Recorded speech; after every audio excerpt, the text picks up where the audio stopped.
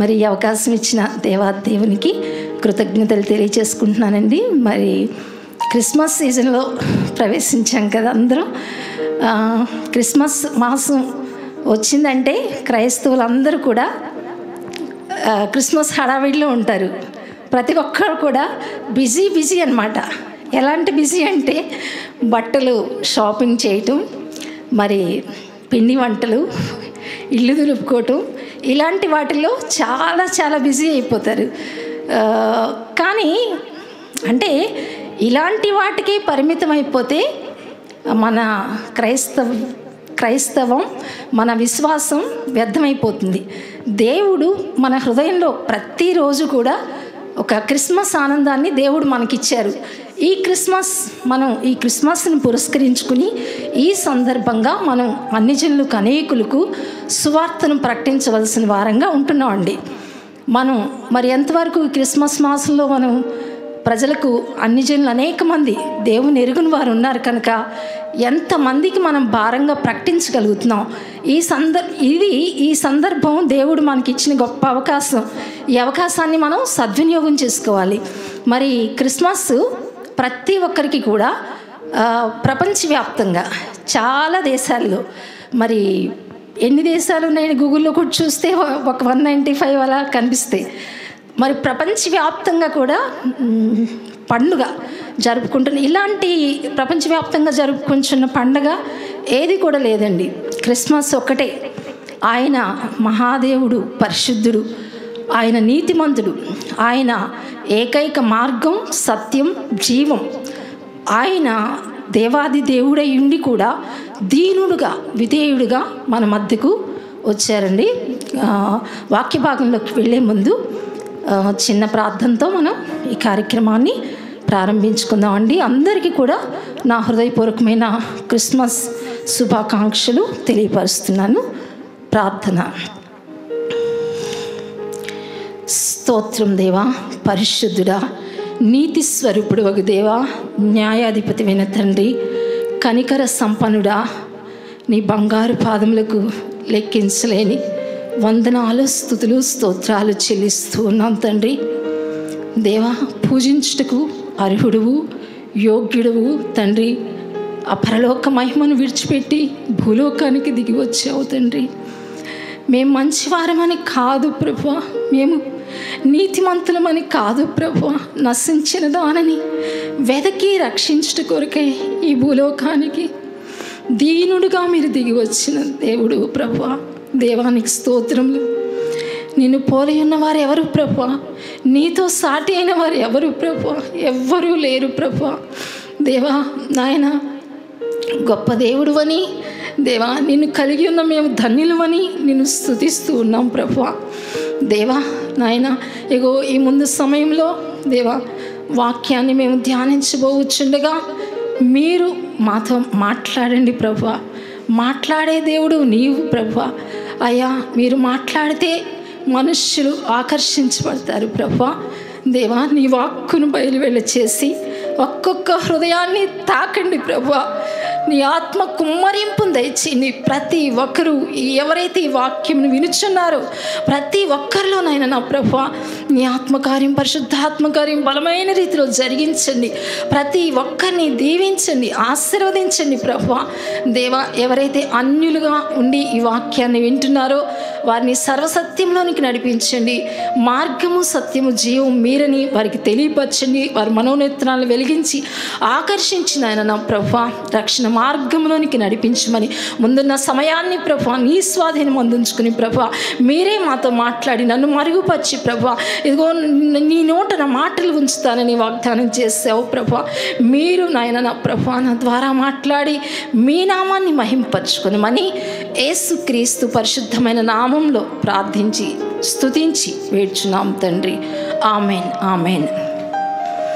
మరి ఇలాంటి గొప్ప దేవుడు ఎవరిని మనం చూడలేమండి.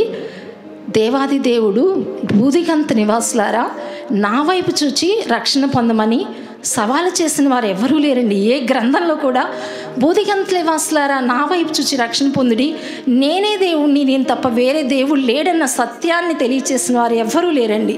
అంటే ఆయన కొంతమంది అన్యులు ఈ రీతిగా అంటారు, అంటే ఇలా అంటే దేవుణ్ణి నేనే అని అలా చెప్పొచ్చా అని కొంతమంది అడుగుతూ ఉంటారు. అవునండి, చెప్తారు. ఎందుకంటే ఇప్పుడు నా పిల్లలు ఉన్నారు, నా పిల్లలకి నేనే తల్లిని కాబట్టి నేను వేరే వాళ్ళు తల్లి అంటే నేను అంగీకరిస్తానా? అంగీకరించను. కేవలం నేను తల్లిని, ఇది సత్యం కాబట్టి నేను నిక్కచ్చిగా చెప్తా. అదేవిధంగా దేవాది దేవుడు బోధిగంత నివాసులారా నా వైపు చూచి రక్షణ పొందండి అని దేవుడు తెలియపరుస్తున్నాడండి. ఆయన లాంటి దేవుడు మరి ఎవ్వరూ లేరు. ఇంత గొప్ప త్యాగం, ఇంత గొప్ప కృప చూపించిన వారు ఎవ్వరు కూడా లేరండి. దేవాది దేవుడు మరి మనం చెడిపోయి ఉండగా, పాడైపోయి ఉండగా, నశించిపోయి ఉండగా, వీరు నరకానికి వెళ్ళకూడదని చెప్పేసి దేవాది దేవుడే వీరి పక్షంగా నేను ప్రాణం పెడతాను, వీరి పక్షంగా నేను బలి అవుతాను అని చెప్పేసి సర్వలోక పాప పరిహారార్థమై ఆయన బలి అయ్యారండి. ఆ బలియాగం ద్వారా మనకు నిత్య రక్షణ, నరకాగ్ని నుంచి తప్పించబడి నిత్య జీవానికి వారసులుగా సర్వలోకాన్ని దేవుడు తన కృపచేత విడుదల. ఆయన జన్మించింది ఎందుకంటే మరణించడానికి.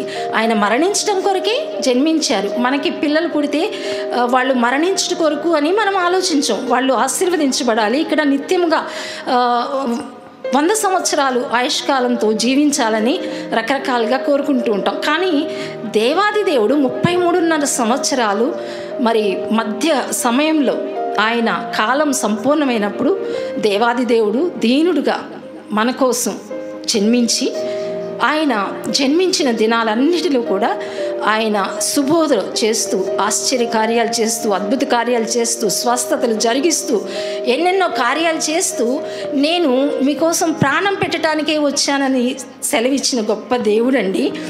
మొట్టమొదటిగా ఆదాము హవ్వ పాపం చేసినప్పుడు మొట్టమొదటిగా దేవుడు మానవుల్ని ఎందుకు సృష్టించాడంటే ఆయన మహిమ నిమిత్తం సృజించారు, మనల్ని సృష్టించారు.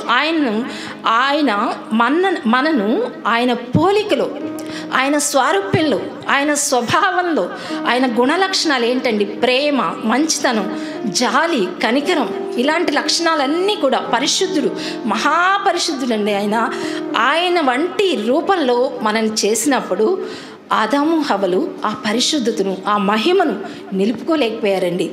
వారు అపవాదికి ఆకర్షించబడి, అబద్ధానికి ఆకర్షించబడి, అపవాదికి లోనే ఆ మహిమను విడిచిపెట్టి మహిమ కోల్పోయి, వారు దేవుడిచ్చిన భద్రతను కోల్పోయి, దేవుడిచ్చిన కాపుదలను కోల్పోయి, వారు చాలా మహిమను కోల్పోయి దిగంబరులైపోయారు.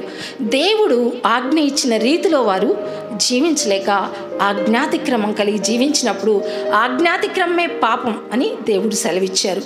ఎప్పుడైతే పాపం వచ్చిందో అప్పుడు దేవుని మహిమ వారి నుంచి దూరం అయిపోయి దేవునికి మానవునికి మధ్యలో ఒక అగాధంలాగా ఏర్పడింది. అయితే దేవాది దేవుడు నిత్యముగా వారిని త్రోసివేయలేదండి, నిత్యముగా మనం త్రోసివేయలేదు. ఆయన శాశ్వతమైన కృపను, శాశ్వతమైన ప్రేమను చూపించి సదాకాలం కూడా ఆయనతో నివసించడం కొరకై దేవుడు ఒక ప్రణాళిక కలిగి ఉన్నాడు.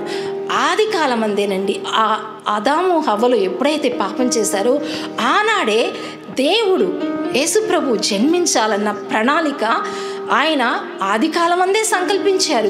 ఆదికాండం కనుక మనం చూసుకుంటే ఒకసారి ఆదికాండం చూసుకుందామండి. బైబిల్స్ ఉన్నవారు బైబిల్స్ తెరిచి ఒకసారి చూసుకుందామండి. 3వ అధ్యాయం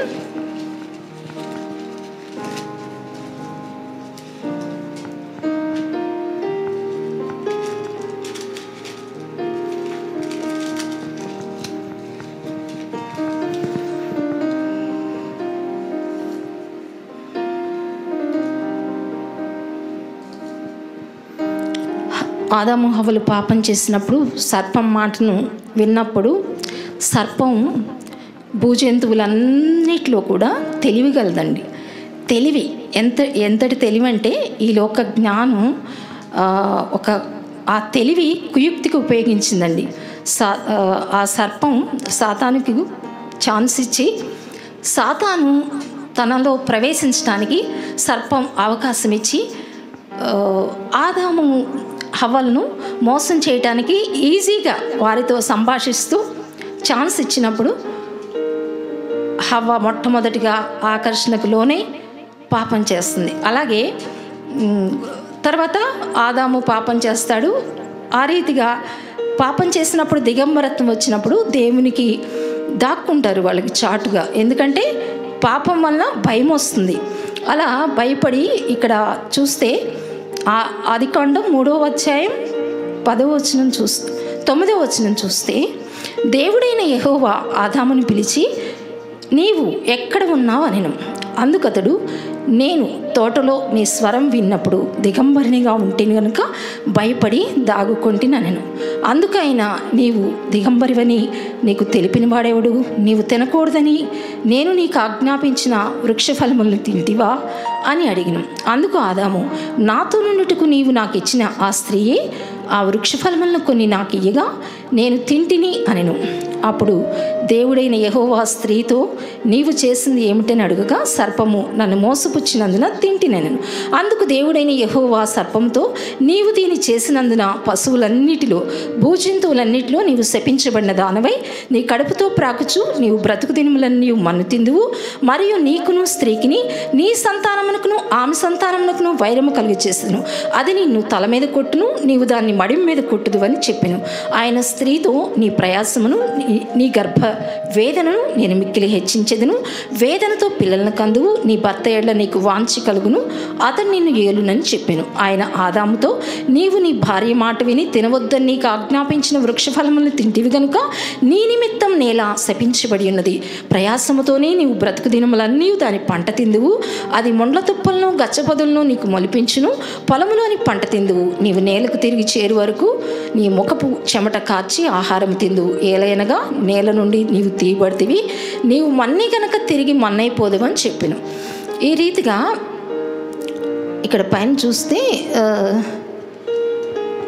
స్త్రీ సంతానం నిన్ను తల మీద కొడుతుంది, నీవు వానిని మడిం మీద కొడతావు, అది నిన్ను మడిం మీద కొడుతుంది. అది అంటే కింద ఫుట్ నోట్లో చూస్తే ఆయన అని ఉందండి.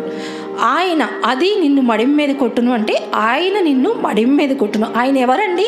యేసుక్రీస్తు ప్రభు. ఆనాడే ఆది కాలంలో ఆయన ప్రణాళిక ఉంది.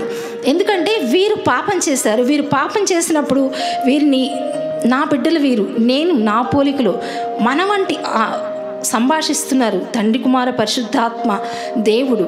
ఏమనంటే వీరు మన వంటి వారు, మనలో ఒకని వంటి వారు అయ్యారు అని సెలవిచ్చినప్పుడు పరిశుద్ధాత్మ దేవునికి, త్రియేక దేవునికి ఎంతో దుఃఖం. వారు పాపం నుంచి వేరైపోయినప్పుడు నిత్య నరకాగ్నికి వారు లోనవ్వకూడదని ఆది అందే ఏనాడైతే వారు పాపం చేస్తారో అప్పుడే దేవుడు గొప్ప వాగ్దానాన్ని ఇచ్చారు. అయితే సరైన సమయానికి కాలం సంపూర్ణమైనప్పుడు యేసుక్రీస్తు ప్రభు వారి లోకంలో ఉద్భవించారు. లూకాసు వార్త 2వ అధ్యాయం కూడా ఒకసారి చూసుకుందామండి.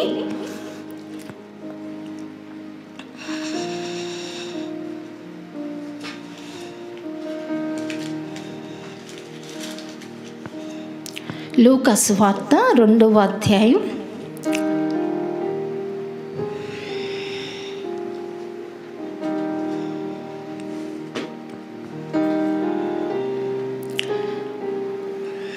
2వ అధ్యాయం 33వ వచనం 29వ వచనం అండి. ఓకే, ఇక్కడి నుంచి నేను చదువుతాను. యెరూషలేమునందు 25వ వచనం అండి. యెరూషలేమునందు సుమయోను అని ఒక మనుషుడుండెను. ఆయన నీతిమంతుడును భక్తిపరుడునై ఉండి ఇశ్రాయేలు యొక్క ఆదరణ కొరకు కనిపెట్టివాడు. పరిశుద్ధాత్మ అతని మీద ఉండెను.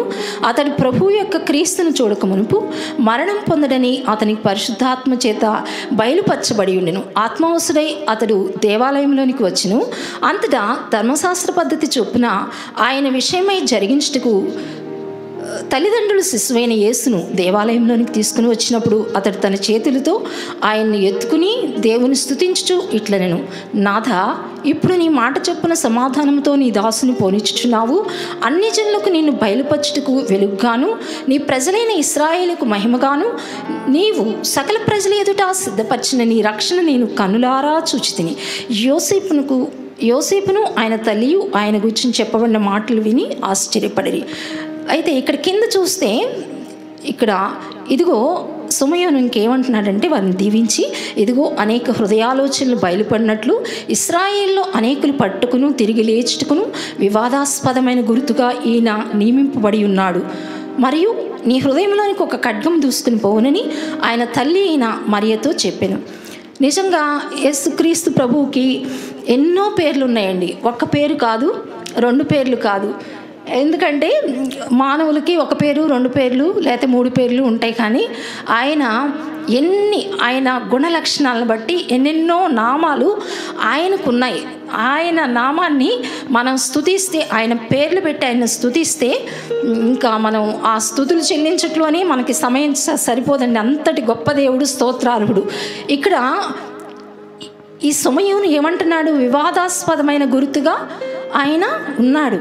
అంటే వివాదాస్పదమైన గుర్తు, అది కూడా దేవుని యొక్క ఆశీర్వాదమే. ఆయన ఎందుకంటే లోకం మిమ్మును ద్వేషిస్తుంది. లోకం యేసుప్రభువుని లోకం ద్వేషించిందండి. ఎందుకంటే ఆయన వివాదాస్పదమైన గుర్తుగా ఆయన నియమించబడి ఉన్నాడు. ఆయన మార్గం, సత్యం, జీవం కనుక ఆయన యొక్క ఆ సత్యాన్ని అంగీకరించడానికి లోకులు ఆ సత్యాన్ని అంగీకరించలేకపోతున్నారు. లోకం ఆయన పరిశుద్ధ దేవుడు కాబట్టి, లోకం అంతా కూడా చెడుగుతో నిండి ఉంది కాబట్టి, చీకటితో నిండి ఉంది కాబట్టి ఆ వెలుగును వారు గ్రహించలేక నిర్హేతుకముగా యేసుక్రీస్తు ప్రభువాన్ని వారు ద్వేషిస్తూ ఉన్నారు. లోకం చాలా ద్వేషిస్తుంది యేసు ప్రభువుని. సరైన సత్యాన్ని అంగీకరిస్తే ప్రజలకు ఎంతో మేలండి. ఎందుకంటే నమ్మి ఆయన నామాన్ని విశ్వసించి రక్షించబడిన వారు రక్షించబడతారు.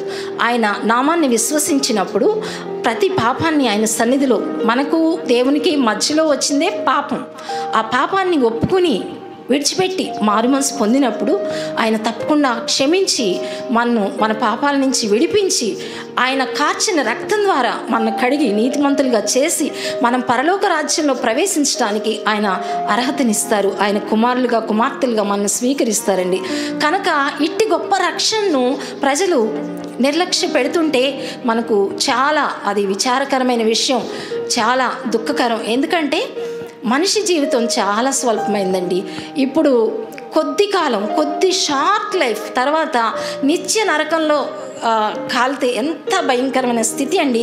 అట్టి నరకంలోకి ఎవ్వరూ వెళ్ళకూడదని మా ప్రయాస అంతా కూడా ఎవ్వరు కూడా నరకంలోకి వెళ్ళకూడదు. ఆయన సత్యదేవుడు కాబట్టి ఆయన నామాన్ని విశ్వసించి అందరూ పరలోక రాజ్యానికి అర్హులుగా చేయబడాలి. అందునిమిత్తమే సువార్తను మేము ప్రకటిస్తూ ఉంటాం. ఆ సువార్తను ప్రకటించినప్పుడు వారు సత్యాన్ని అంగీకరించలేక ఇమిడ్చుకోలేక వారు ద్వేషిస్తూ, బైబిల్స్ని కాల్చివేస్తూ, సువార్థికులను హింసిస్తూ, వాళ్ళని రాళ్లతో కొట్టుతూ, చంపుతూ, ప్రాణాలు తీస్తూ, ఎందుకంటే ఇంత హింస మంచిని గురించి ప్రకటించినందు మూలముగాన ఇంత హింస. మరి ఏమీ క్రైస్తవుల మూలంగా ప్రతి ఒక్కరికి మేలు కలిగిందండి. క్రైస్తవుల ద్వారానే సమస్త ప్రజలు ఎంతో దాసత్వం నుంచి విడిపించబడ్డారు. కానీ ప్రజలు గ్రహించలేకపోతున్నారండి. ఆయన మార్గం, సత్యం, జీవం. ఆయన మాట చొప్పున యేసుక్రీస్తు ప్రభు జన్మించారు.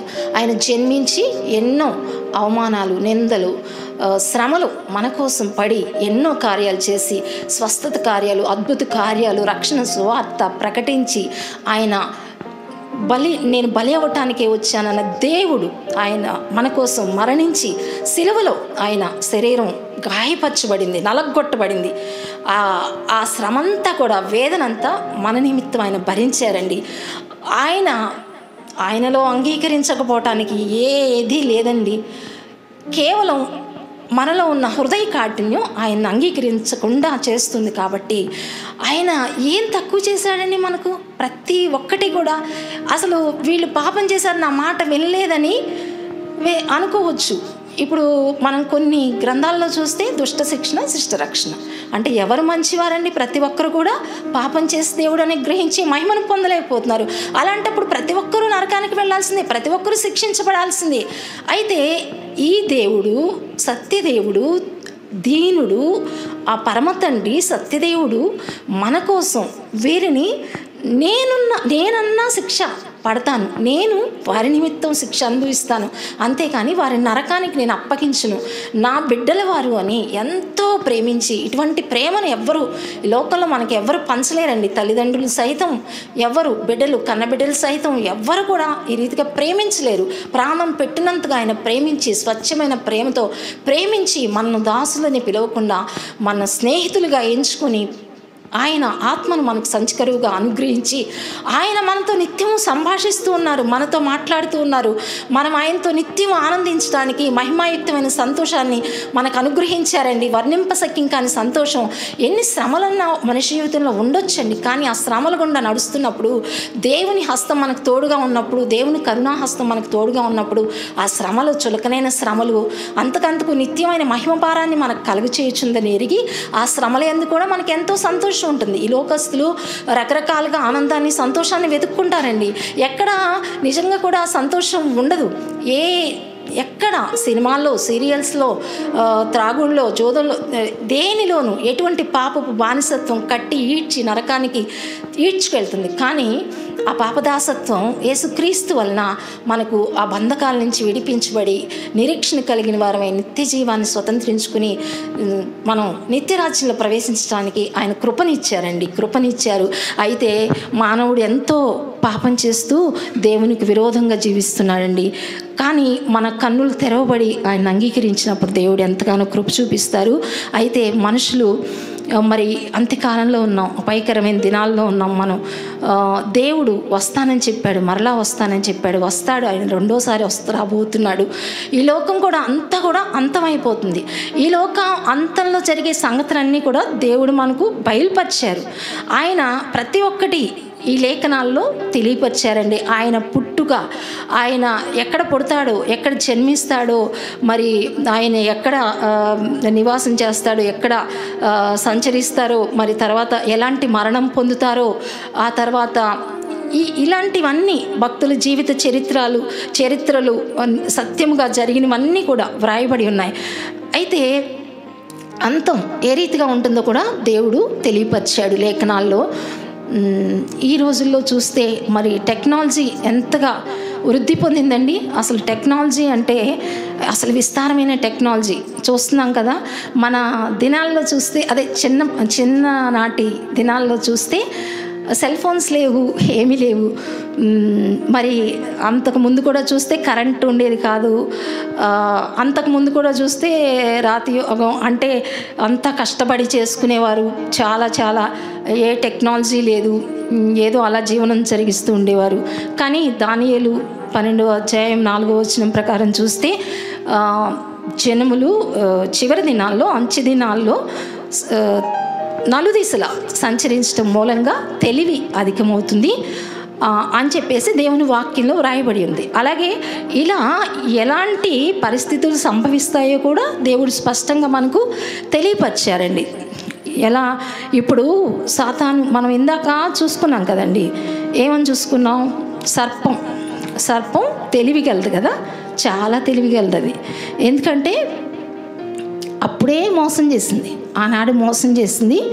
ఆనాడు ఉన్న తెలివి ఇంకా అది విస్తరింప చేసుకుని ఈనాడు ఏం చేస్తుందంటే భయంకరమైన తెలివి సంపాదించుకుంది. మనుషులకు జ్ఞానం 3 రకాలుగా ఉంటుందండి. ఒకటి దేవుని నుంచి వచ్చే జ్ఞానం, పైనుంచి వచ్చే జ్ఞానం. అది మొట్టమొదట పవిత్రమైనది, అది మృదువైనది, సులభంగా లోబడేది.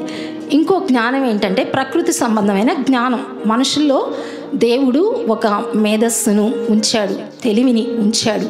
మనం జంతువుల్లాగా లేకపోతే ఇంకొకటిలాగా చేయబడలేదు. కానీ మరి జంతువులను చూస్తే కొన్నిటిని చూస్తే చాలా మరి అవి చూస్తే చిరుతుపులు ఉంటుంది, వేగంగా పరిగెత్తుగా. కొన్ని జంతువులకు ఉన్నాయి, మనకు లేవు. కానీ మనకి దేవుడు ఇచ్చిన ప్రత్యేకత ఏంటండి? ఒక జ్ఞానం, మేధస్సు మనలో, మన బ్రెయిన్లో ఉంచారు, జ్ఞానం ఉంచారు. మనం జ్ఞానం ఉంచడమే కాకుండా ఆయన పోలికలు, ఆయన స్వభావం, ఆయన భావాలు, ఆయన వ్యక్తిత్వం మనలో నింపబడి ఒక ప్రత్యేకమైన వారిగా మనం చేసి సమస్త జంతువుల మీద కూడా, సమస్త సృష్టి మీద కూడా మనుషులకు అధికారాన్ని ఇచ్చారు. ఆ అధికారం మనిషి ఉపయోగించుకోలేదండి. అధికారాన్ని కోల్పోయి మహిమను కోల్పోయి చాలా ఎలా అంటే బలహీనుగా తయారైపోయాడు. ఇక్కడ టెక్నాలజీ విస్తారంగా పెరిగిపోతూ ఇంకా అసలు అది పట్టజాలనంత మనుషులకు కూడా అందదేమో, ఇంకా మనుషులకు కూడా వినాశంలోనికి నడిపిస్తుందేమో అనే రీతిగా ఒక మెకానికల్ మనిషిలాగా మనిషి అయిపోయాడనమాట. ఇప్పుడు ఎలా అంటే ఇప్పుడు ఇదివరకు మెల్లమెల్లగా సెల్ ఫోన్స్ తర్వాత కంప్యూటర్స్ తర్వాత సెల్ ఫోన్స్ తర్వాత ఏమో ఇంకా రకరకాలుగా టెక్నాలజీ అంత బాగా పెరిగిపోయి సెల్ ఫోన్ వచ్చినాక అరచేతిలో మొత్తం ప్రపంచం ఉండట్టు మనిషి ఇంకా దానికి బానిస అయిపోయి రకరకాలుగా ఇంకా తెలివి పెంచుకుని ఎలా టెక్నాలజీని అభివృద్ధి చేసుకోవాలని ప్రయత్నం చేస్తూ ఉన్నాడు. అలాగే ఆ ప్రయత్నాలు ఫలిస్తూ ఎందుకంటే తెలివితేటలు బాగా పెరిగిపోతున్నాయి. ఈ ప్రకృతి సంబంధమైన తెలివి, ఈలోక సంబంధమైన భూలోక సంబంధమైన జ్ఞానం పెరిగిపోయి వాళ్ళు ఏంటంటే ఆ జ్ఞానం చొప్పున చాలా ప్రయోగాలు చేస్తా చాలా వాటిల్లో ఫలిస్తూ ఉన్నారు, సక్సెస్ అవుతూ ఉన్నారనమాట. అయితే ఈ మధ్య కాలంలో చూస్తే మనం ఏఐ గురించి వింటున్నాం కదండి. ఏఐ ఆర్టిఫిషియల్ ఇంటెలిజెన్స్ అంటే మనిషి యొక్క మేధస్సు ఏ రీతిగా ఉంటుందో, న్యూరాన్స్ ద్వారా ఏ రీతిగా అది కనెక్ట్ అయి ఉంటుందో అలాగే సేమ్ అది ఇంటర్నెట్ డేటా దాంతో అనుసంధానం చేయబడి ఇదేంటంటే ఒక రకమైన కంప్యూటర్ ప్రోగ్రామ్ అండి. మనం బయట ప్రపంచాన్ని చూసి నేర్చుకుంటాం కదా, నలుదీసులా చూసి నేర్చుకుని తెలివి అధికమైనట్లే ఇది ఏం చేస్తుందంటే అదే తరహాలో మనం బయట ప్రపంచాన్ని చూసి ఎలా నేర్చుకుంటున్నామో అదే తరహాలో నేర్చుకుని ఆలోచించగలిగే కంప్యూటర్ ప్రోగ్రామ్ అండి. ఇది అల్గారిథం అంటారు. ఇంతకుముందు కంప్యూటర్కు ప్రోగ్రామ్ చేయటం మాత్రమే తెలుసు, ప్రోగ్రామింగ్ మాత్రమే తెలుసు కదండి. ఏఐ అలా కాదు. ఒక పనిని రిపీట్గా చేస్తున్నప్పుడు దానిని ఇంకా బెటర్గా ఎలా చేయవచ్చో ఆలోచిస్తుంది. మనం ఎలా ఆలోచిస్తామో అలాగే ఆలోచిస్తుందండి. తప్పులుంటే మళ్ళీ సరిదిద్దుకుంటుంది. న్యూరాన్ నెట్వర్క్ పద్ధతిలో అది కనెక్ట్ చేయబడి ఉందండి. మన బ్రెయిన్ మాదిరిగానే కూడా ఏఐ పనిచేస్తుంది. మన బ్రెయిన్ ఒక్కొక్క న్యూరాన్ కూడా కొన్ని లక్షల న్యూరాన్స్తో కనెక్ట్ చేయబడి ఉంటుందండి. అలాగే ఏఐ కూడా న్యూరాన్ నెట్వర్క్తోనే పనిచేస్తుంది. ప్రపంచంలో మొత్తం నెట్వర్క్తో అది కనెక్ట్ అయి ఉంటుందన్నమాట. అయితే దానంతటికీ అదే ఆలోచిస్తుంది. దానికి అందిన సమాచారాన్ని బట్టి కొత్త విషయాలు కూడా నేర్చుకుంటుంది. దానికి అదే ప్రోగ్రామింగ్ కూడా మార్చుకుంటుంది. ఇలా మనిషి సహాయం లేకుండానే నిరంతరం స్వయంగా నేర్చుకుంటూ తన యొక్క ఏఐ యొక్క మేధస్సును పెంచుకుంటుందండి. అయితే మీకు ఒక విషయాన్ని, భయంకరమైన విషయాన్ని జ్ఞాపకం చేద్దామని నిలవబడి ఉన్నాను. భయంకరమైన పరిస్థితి ఏంటంటే ఆ భయంకరమైన పరిస్థితి ఇప్పుడు క్రైస్తవులమైన మన మధ్యలోనే, క్రైస్తవ లోకంలోనే ఇది సంభవిస్తుందన్నమాట. ఎలాంటి సంభవాలు జరుగుతున్నాయంటే ఏఐ ద్వారా ఇటీవల రీసెంట్గా జర్మనీలో 20 days back Bavarian town 4th అనే టౌన్ సెయింట్ పాల్ చర్చ్లో క్రిస్టియన్ వర్షిప్ జరిగింది. అయితే లూథరన్ చర్చ్లో జరిగిందంటండి. 300 మెంబర్స్ దానిలో అటెండ్ అయ్యారనమాట. అయితే అదంతా కూడా చాట్ జీపీటీ ద్వారా అది ప్రోగ్రామింగ్ చేయబడి ఒక ఆల్టర్ మీద స్క్రీన్ అరేంజ్ చేయబడి ఆ స్క్రీన్లో ఒక అవతార్ లాగా మాట్లాడి ఇలా నేను మీ ముందుకు రావటం నాకు చాలా ఆధిక్యత, ఘనత, నాకు ఇలా ఏఐ ద్వారా మీ మధ్యలోనికి రావటం చాలా ధన్యత అని చెప్పేసి మీ ముందు ఇలా నిలబడటం నాకెంతో ధన్యత అని ఘనమైన విషయం అని చెప్పేసి మాట్లాడుతూ అలా 40 minutes ప్రసంగం చేస్తూ దానిలో ఆ ప్రసంగంలో పాటలు, ప్రార్థన అన్నీ ఉన్నాయంట. కానీ ఫీలింగ్స్ ఏమీ మారలేదంట. అన్ని ఫీలింగ్స్ సేమ్ ఒక బొమ్మ ఎలా మాట్లాడుతుందో అలాగే మాట్లాడుతూ ప్రసంగం చేసిందంట. 300 మంది క్యూలో 1 గంట ముందుగానే క్యూ కట్టేసి తర్వాత అటెండ్ అయ్యారంట. అది జరిగాక చాలా వారిలో కొంతమందిని ఇంటర్వ్యూ చేసినప్పుడు బాగుంది అని చెప్పేసి అన్నారంట. అంటే నేనేం చెప్తున్నానంటే, ఇప్పుడు క్రైస్తవులు ఎంత జ్ఞానం, దేవుడిచ్చే జ్ఞానం కలిగి ఉండాలండి. ఆ జ్ఞానాన్ని దెయ్యాల జ్ఞానంతో కనెక్ట్ చేస్తే అది ఎలాంటి పరిస్థితికి క్రైస్తవులు దిగజారుతారు అన్నది మనం చాలా జాగ్రత్తగా పరిశీలన చేసుకోవాలండి. ఇప్పుడు దేవుని తీర్పు దేవుని ఇంటి యొద్ద నుండే ప్రారంభమైతే ఇంకా అవిధేయులైన వారి గతి ఏమవుతుందండి? ఏమవుతుంది? మనం రక్షించబడిన మనం ఎంత జాగ్రత్తగా జీవించాలి, ఎంత తెలివిగా జీవించాలి, ఎంత ఆత్మాభిషేకంతో జీవించాలి, ఎంత పరిశుద్ధతతో జీవించాలి. ఆ రీతిగా జీవించక ఆ దయ్యాల జ్ఞానాన్ని అనుసరించి క్రైస్తవులే ఈ రీతిగా ప్రవర్తిస్తూ ఉంటే ఇంకా అవిధేయులైన వారి గతి ఏమవుతుందండి? కనుక ఇంటి యొద్దే తీర్పు ప్రారంభం అవ్వకుండా ప్రతి క్రైస్తవ విశ్వాసి కూడా చాలా జాగ్రత్తగా మనం పరిశీలించుకోవాలండి. దేవునికి సరెండర్ అయిపోవాలి. మన సొంత ఆలోచనలు పనిచేయకూడదు, మన తలంపులు పనిచేయకూడదు, మన ప్రవర్తనను సరిదిద్దుకోవాలి. ఎక్కడ తప్పిపోతున్నామో, ఎక్కడ ఏ విషయాల్లో బలహీనపడుతున్నామో మనం జాగ్రత్త చేసుకుని సరిచేసుకుని వాక్యానుసారంగా వాక్యపు వెలుగులో జీవించినప్పుడే, దేవుని చిత్తాన్ని మనం సంపూర్ణంగా నెరవేర్చినప్పుడే, అంతవరకు సహించినప్పుడే, అంతవరకు రక్షణ కాపాడుకున్నప్పుడే మనం పరలోక రాజ్యంలో చేరువారంగా ఉంటాం. ఈ రీతిగా మన క్రైస్తవుల్లోని ఇటువంటి భయంకరమైన పరిస్థితులు ఏర్పడినప్పుడు ఇంకా ఏంటి, ఇంకా ఎవరు చేరతారు పరలోకం అన్న భయంకరమైన సందేహాలు వెలువడుతూ ఉంటాయి కదండి. కనుక ఈ పరిస్థితుల మధ్యలో మనం ఒక్కొక్కరు కూడా చాలా జాగ్రత్త పడాలండి. ఇదంతా కూడా ఎలా అంటే అది ఆర్టిఫిషియల్ ఇంటెలిజెన్స్ ఫీలింగ్స్ లేకుండా ప్రసంగించింది కదండి. ఆ తర్వాత ఇప్పుడు ఏమొస్తున్నాయంటే ఏఐ ద్వారా, ఏఐ జీసస్ అంటండి, AI church, AI pastors, AI counselling, AI wedding, AI funerals అంట. ఇవన్నీ కూడా అన్నీ జరుగుతున్నాయి ఏంటండి. అన్నీ కూడా క్రైస్తవ ప్రపంచ లోకంలో ఇవన్నీ కూడా నిర్వహించబడుతున్నాయి. ఫస్ట్ టైం వాళ్ళు ఈ రీతిగా ప్రయోగం చేశారు. అయితే ఇదంతా కూడా న్యూరంబర్గ్ అండ్ ఫర్త్ అనే టౌన్లో వీటిని నిర్వహించడం జరిగిందంటండి. అక్కడ మిషన్ ఒక సర్వీస్ని నడిపించిందండి. మనిషి లేడండి అక్కడ ఆరాధన అటెండ్ అవ్వటానికి, వర్షిప్ ప్రారంభించడానికి కూడా చాలా అలర్ట్గా వాళ్ళు అటెండ్ అయ్యారనమాట. ఈ రీతిగా ఏఐ బాప్టిజం కూడా అంటండి, ఏఐ విజిటేషన్స్ కూడా, ఏఐ సర్మన్స్ కూడా మొదలవబోతున్నాయంట. ఆల్రెడీ మొదలైనవి కొన్ని ఉన్నాయండి, మొదలవబోతున్నాయి కొన్ని ఉన్నాయని నిపుణులు తెలియపరిచారండి. ఇవన్నీ కూడా సర్వసాధారణం అవబోతున్నాయంట. మరి మనం అసలు ఏంటి పరిస్థితి, ఎక్కడికి వెళ్తుంది క్రైస్తవ లోకం, క్రైస్తవ విశ్వాసం ఏ రీతిగా ప్రయాణం చేస్తుంది? ఇట్లా ఏఐ అనేది చాలా పాపులర్ అండి. పవర్ఫుల్ డిజిటల్ కంప్యూటర్స్ ద్వారా ఇవ్వబడిన సామర్థ్యం అనమాట. దానికి డేటాబేస్ నుండి అవి నేర్చుకుంటాయి, ఆలోచిస్తాయి, తీర్మానాలు చేస్తాయి. కంప్యూటర్ ఆపరేటెడ్ రోబోట్స్కి ఇవ్వగలిగిన సామర్థ్యం మనిషి సృష్టించిన సృష్టి అండి. ఇది మనిషికి దేవుడిచ్చిన తెలివితేటలు, సామర్థ్యం ఉన్నాయి, కానీ అవి సరైన రీతిలో వారు ఉపయోగించుకోవట్లేదండి.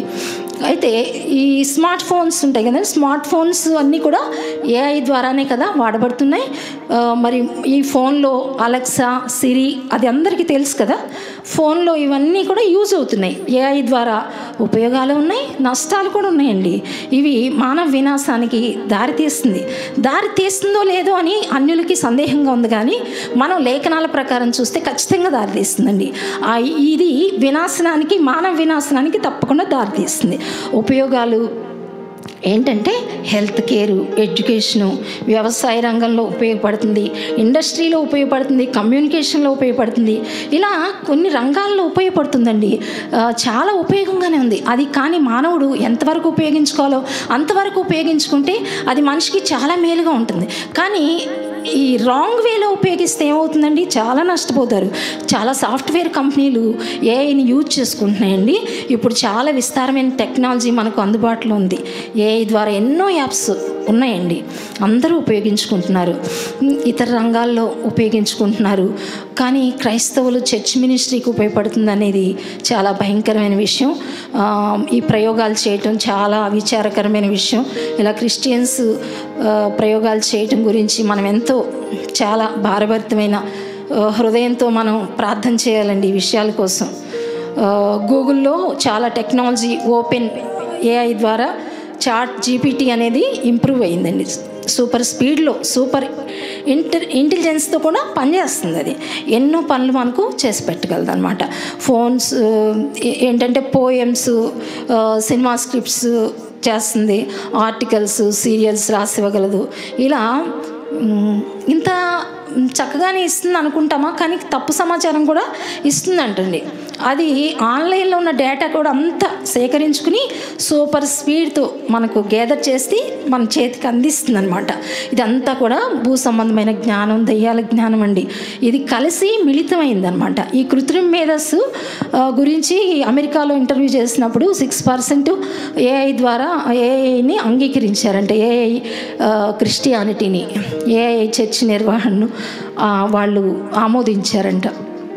క్రిస్టియన్ టుడే పత్రిక అంటండి ఒక ఆర్టికల్ 2023లో ప్రచురించిందంట. అదేంటంటే ఏఐ క్రిస్టియన్ స్పిరిచువల్ లైఫ్కి ఇది చాలా ఉపయోగపడుతుంది, ఆత్మకు కూడా చాలా ఉపయోగపడుతుంది, ఆత్మను రూపుదిద్దుతుందని ప్రచురించారంట ఇండియా క్రిస్టియన్ టుడే పత్రికలో. అయితే ఇంత తప్పుడు వేలో ఇలాంటి పత్రికలు ప్రచురిస్తే స్పిరిచువల్ లైఫ్ని, క్రిస్టియన్ స్పిరిచువల్ లైఫ్ని ఏఐ రూపుదిద్దుతుందా? అది ఒక కృత్రిమ మేధస్సు, కృత్రిమ ఆర్టిఫిషియల్ ఇంటెలిజెన్సీ. దేవుడు మనలో ఆత్మనుంచారు, మన ఫీలింగ్స్ వేరు, మన భావజాలాలు వాటికి ఉంటాయా, మనం ఎలా ప్రోగ్రామింగ్ చేస్తే అది అలా ఉపయోగపడుతుంది. ఇలా ఇంకేంటంటే ఈ మధ్య మళ్ళీ ఇంకేమొచ్చినాయంటే ఆస్క్ ఏఐ జీసస్ అంటండి.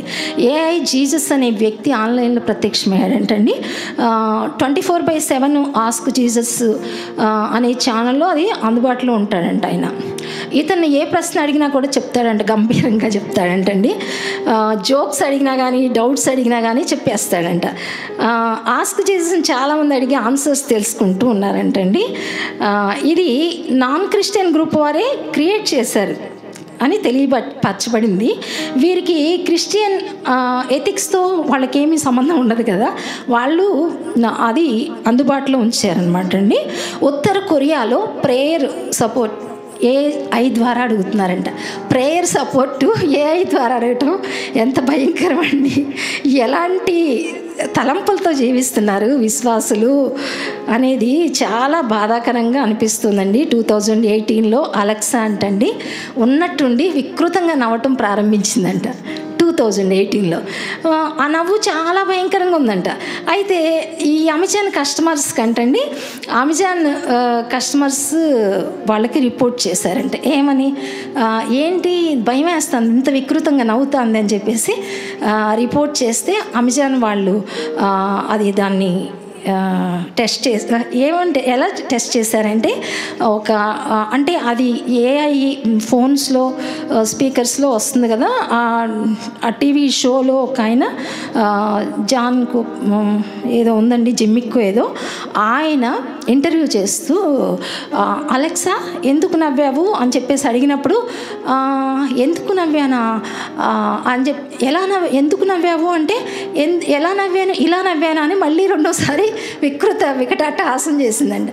చేసేసరికి ఇంకా భయం వేసిపోతుంది కదా, అలా భయం వేసి ఎందుకు నవ్వుతున్నావు, అవును అలాగే ఎందుకు నవ్వుతున్నావు అన్నప్పుడు అందంట, నేను మానవులకి ఎట్లా అంతం ఉందో, ఎంత భయంకరమైన దుస్థితి ఉందో నేను అంతా చూస్తున్నాను, అందుకని నాకు నవ్వు వచ్చింది, నా కళ్ళ ముందు అదంతా కనిపిస్తోంది అని చెప్పేసి చెప్పిందంట. చెప్పేసరికి అప్పుడు అమెజాన్ వాళ్ళు ఇది సెట్ చేసేసారంట ఇలాంటి పరిస్థితిని. అయితే ఇది అలెక్సా ఇలా చేసింది కదండి. ఇంకోటి ఏం చేసిందంటే ఫేస్బుక్ వాళ్ళు అంటండి, ఇది ఏం చేశారంటే యూజర్స్ కోసం సరదాగా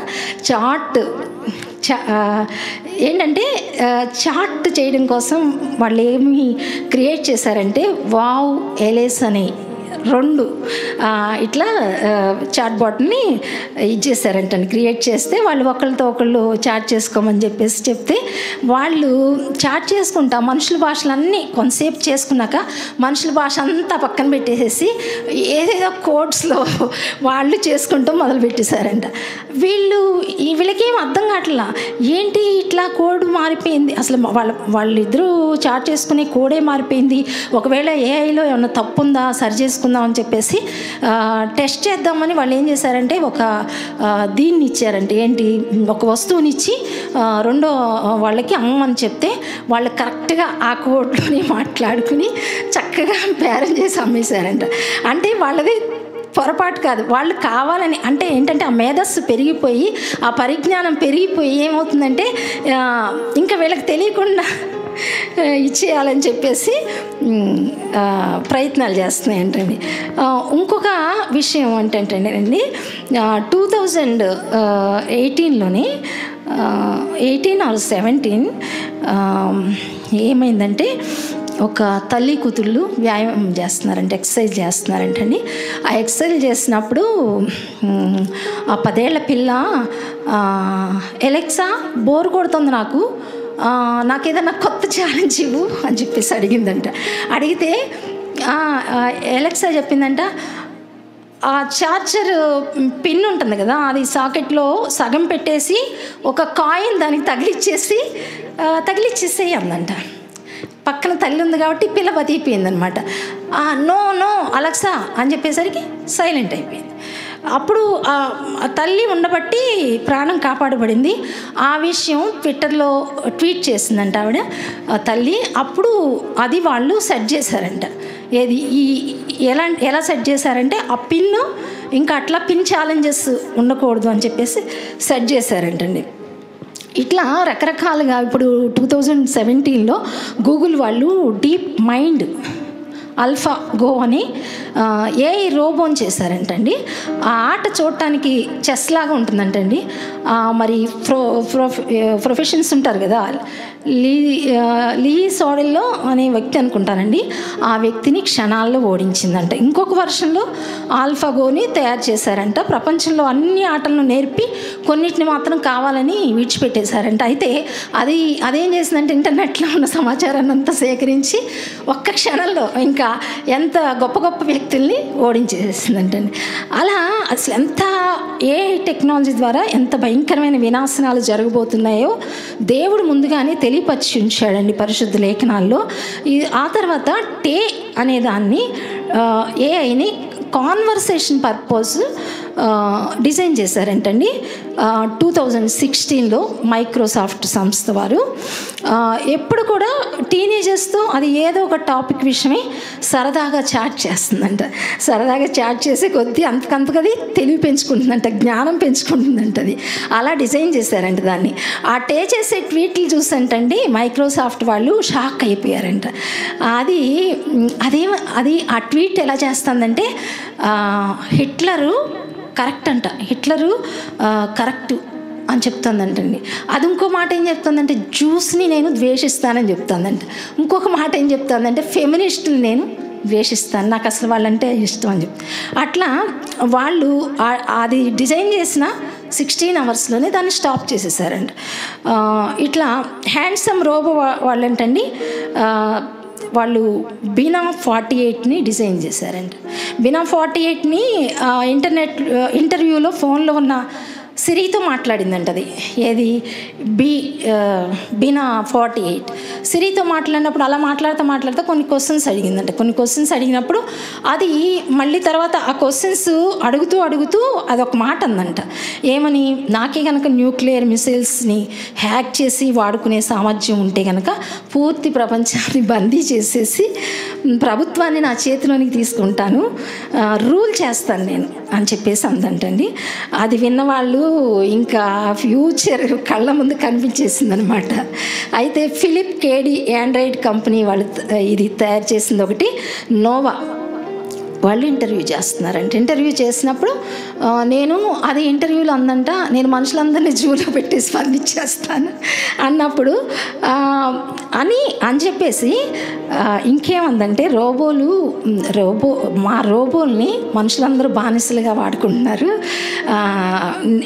మేమేం చేస్తామంటే వాళ్ళనే సేవకులుగా వాడుకుంటాం అని చెప్పేసి అని మళ్ళీ ఆ మనిషితో అంటుందంట, కంగారు పడకు, నిన్ను మాత్రం జూలో పెట్టేసి బంధించేస్తాను, నీ ప్రాణాన్ని నేను తీయనని చెప్పేసి అందంటండి.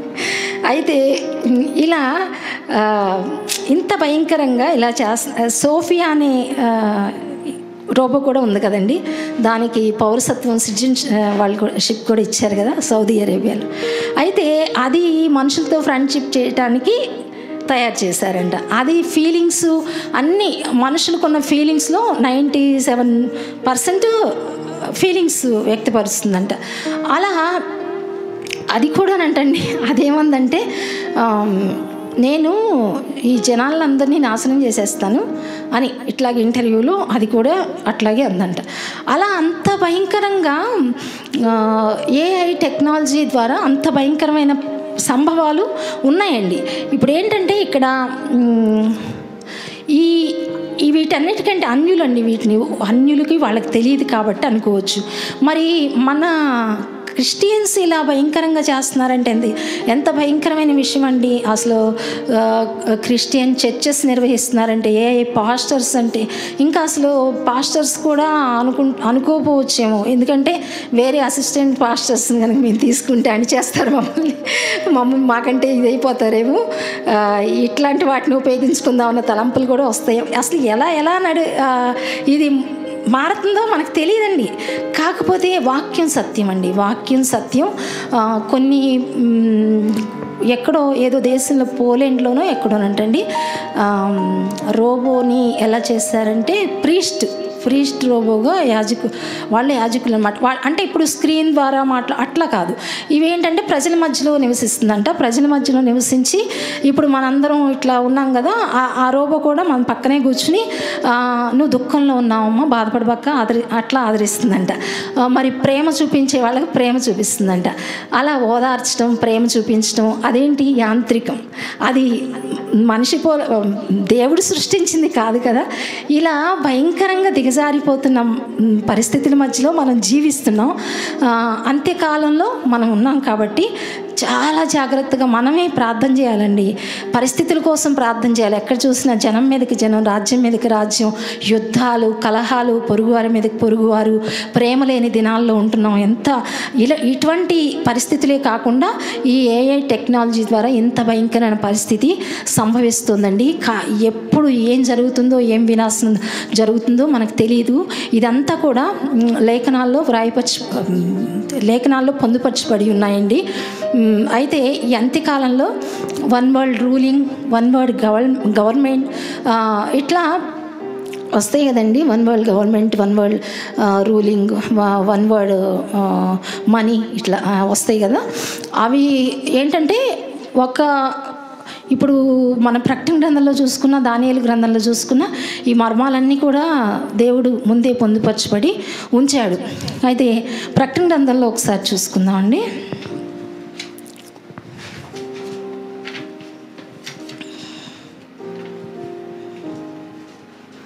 ప్రకటన గ్రంథం 13వ అధ్యాయం 11వ వచనం ఒకసారి చదువమ్మా. ప్రకటన గ్రంథం 13వ అధ్యాయం 11వ వచనం. మరియు భూమిలో నుండి మరి యొక్క క్రూర మృగము పైకి వచ్చుట చూచితిని. గొర్రెపిల్ల కొమ్ము వంటి 2 కొమ్ములు దానికుండెను. అది ఘటసర్పము వలె మాట్లాడుచుండెను.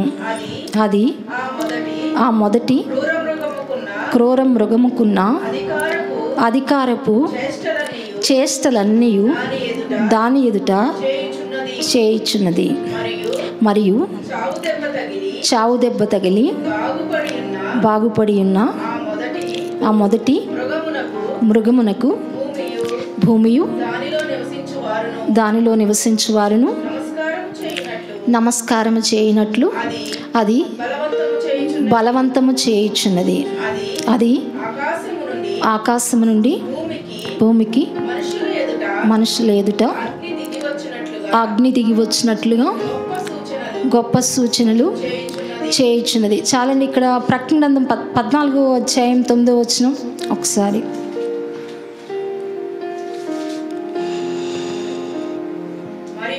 మరియు వేరొక దూత అనగా మూడవ దూత వీరి వెంబడి వచ్చి గొప్ప స్వరముతో ఈలాగు చెప్పెను, ఆ క్రూర మృగమునకు కానీ దాని ప్రతిమకు కానీ ఎవడైనను నమస్కారము చేసి తన నొసటియందేమి చేతి మీదనేమి ఆ ముద్ర వేయించుకొని ఎడల ఏమీ కలపబడకుండా దేవుని ఉగ్రత పాత్రలో పోయబడిన దేవుని కోపమును మద్యమును వాడు త్రాగును. పరిశుద్ధ దూతుల ఎదుటను గొర్రెపిల్ల ఎదుటను అగ్ని గంధకముల చేత వాడు బాధించబడును. వారి బాధ సంబంధమైన పొగ యుగయుగములు లేచును. చాలండి. ఇక్కడ చూస్తే ఇట్లా మృగం ప్రతిమకు నమస్కారం చేయమని బలవంతం చేస్తుంది జనులను. ఇప్పుడు ఖచ్చితంగా రాబోయే పరిణామాలన్నీ ఇవేనండి.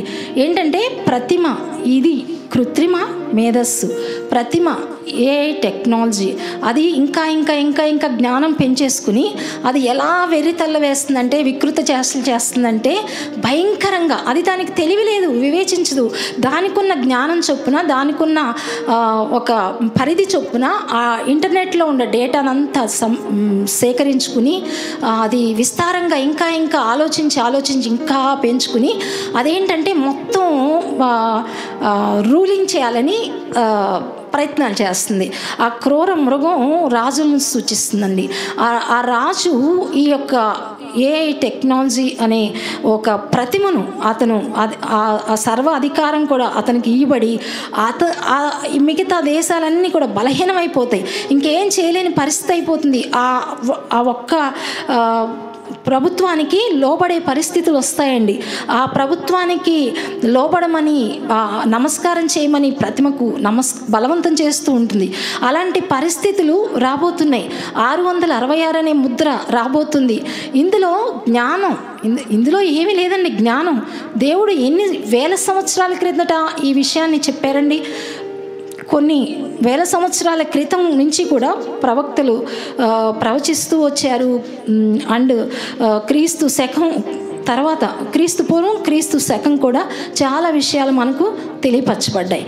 కాబట్టి ఇదంతా కూడా ఒక ప్రభుత్వం క్రిందికి రాబోతుంది. సర్వ దేశాలు కూడా ఒకే ప్రభుత్వం కిందికి రాబోతున్నాయి. ఆ ప్రతిమకు నమస్కారం చేయాలని బలవంతం చేసే పరిస్థితులు, అధికారం అంతా తన చేతిలోకి తీసుకుని మనుషులను బలహీనం చేసి మనుషులను చాలా భయంకరమైన స్థితిలోనికి నెట్టివేయాలని ఆ సాతానుడు భయంకరంగా ప్రయత్నిస్తూ ఉన్నాడండి. ఆనాడే కదా, ఆది కాలంలోనే దేవుడు చెప్పాడు కదా. ఎందుకంటే నువ్వు తెలివి ఇచ్చాడు, ఏది పాముకి.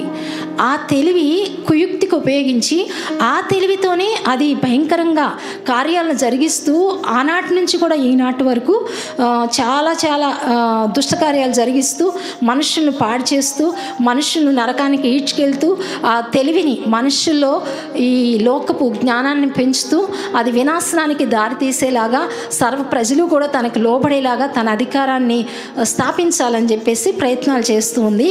కాబట్టి మనకు దేవునిలో చాలా శుభప్రదమైన నిరీక్షణ ఉంది. ఇటువంటి మోసాలు, ఇటువంటి అబద్ధాలు, అబద్ధ ప్రవక్తలు, అబద్ధ బోధలు, దుర్బోధలు ఎన్నో క్రైస్తవ లోకంలో ఉంటూ ఉన్నాయి.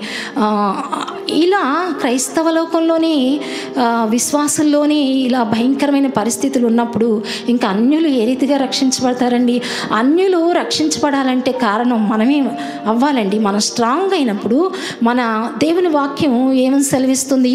మీ మనసులు మారి నూతన మగుటి వలన రూపాంతర అనుభవం పొందమని.